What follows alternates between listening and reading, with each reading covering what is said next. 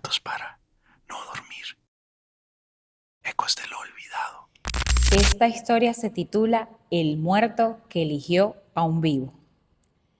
Dicen que hay encuentros que marcan un antes y un después, y que a veces no todos los lazos que se crean son con los vivos.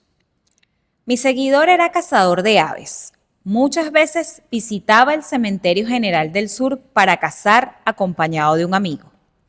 Aquella mañana, mientras buscaban su presa entre lápidas y mausoleos, un dolor de cabeza insoportable lo derribó. Las náuseas lo obligaron a buscar sombra y la encontró en una tumba. Allí se recostó y cerró los ojos. Su amigo juró, después que lo vio dormir con los brazos extendidos como un Cristo, que roncaba tan fuerte que los transeúntes, entre risas y murmullos, decían: «Ese muerto se salió de la tumba». Él me comenta que despertó 2 horas más tarde sin dolor, como si hubiera dormido una noche entera. Pero lo que comenzó ahí no terminó en el cementerio. Esa misma noche, un sueño lo llevó de vuelta a la muerte. Dicen que en el sueño vio a un hombre desconocido, pálido y solemne, que le preguntó que por qué no había terminado de construir su casa.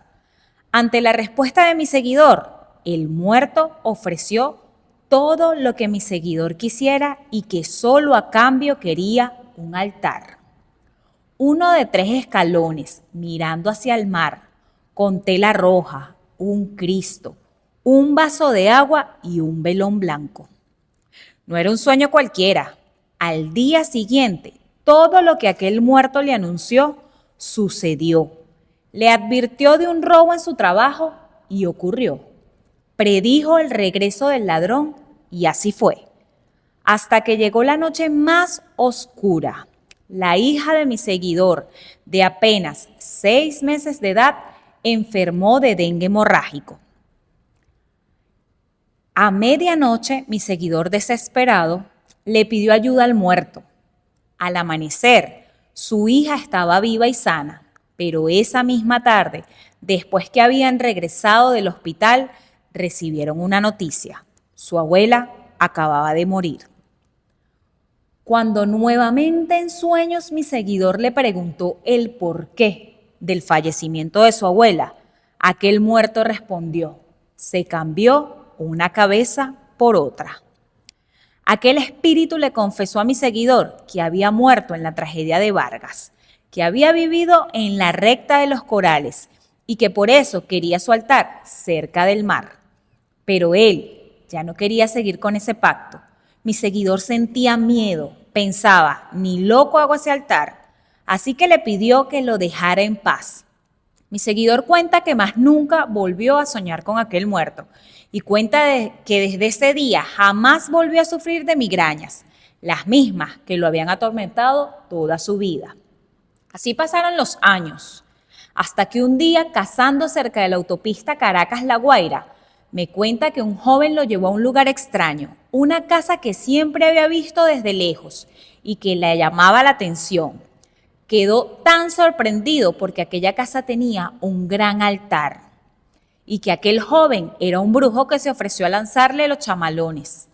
Él cuenta que se asustó mucho, pero al final aceptó.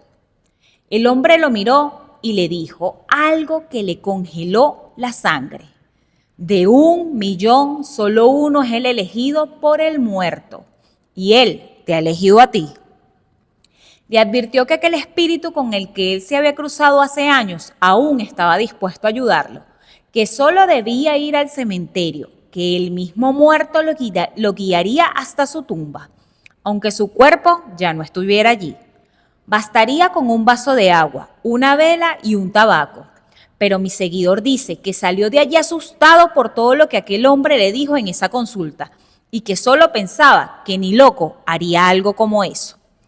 Hoy en día, este seguidor que me envió su historia desde La Guaira me confiesa que al ver mis videos explorando el Cementerio General del Sur, siente la extraña necesidad de volver a aquella tumba para ver si el espíritu todavía sigue allí, esperando reencontrarse con su elegido. ¿Y tú? ¿Has vivido alguna experiencia como esta?